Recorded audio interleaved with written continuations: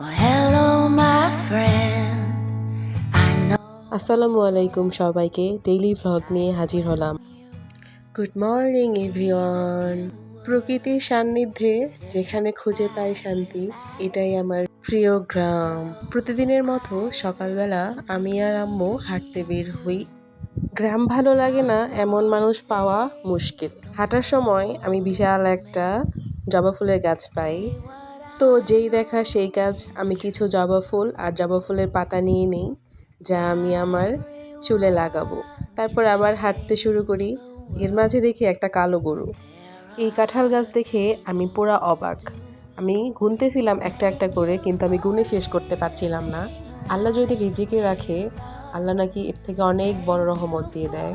তো এটাই তার প্রমাণ। গাছটা যেমনই হোক, ফল দিয়ে একদম ভরা ছিল, আলহামদুলিল্লাহ। গ্রামের মানুষগুলো যেমন সহজ সরল হয়, তেমনি প্রকৃতি মনটাকে একদম শান্ত করে দেয়। পাথরের শহরে এত সুন্দর পরিবেশ পাওয়াই যায় না। সকালের যে বাতাসটা ছিল একদম ফ্রেশ।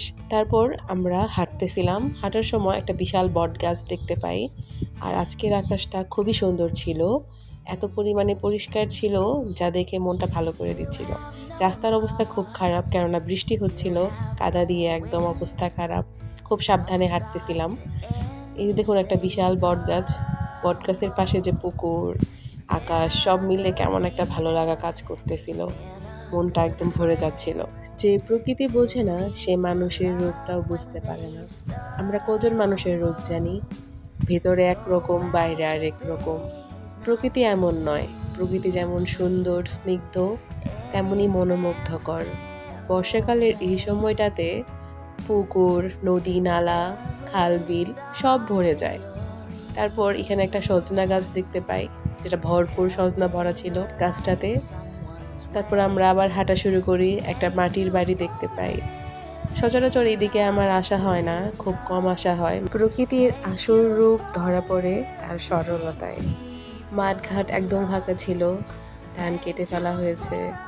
যত দূর চোখ যাচ্ছিল, সুন্দর এই আকাশ আমার মনকে আরো শান্ত করে দিচ্ছিল। এটা একটা স্কুল। স্কুলটার নাম হচ্ছে লাইলি মজনু সরকারি প্রাথমিক বিদ্যালয়।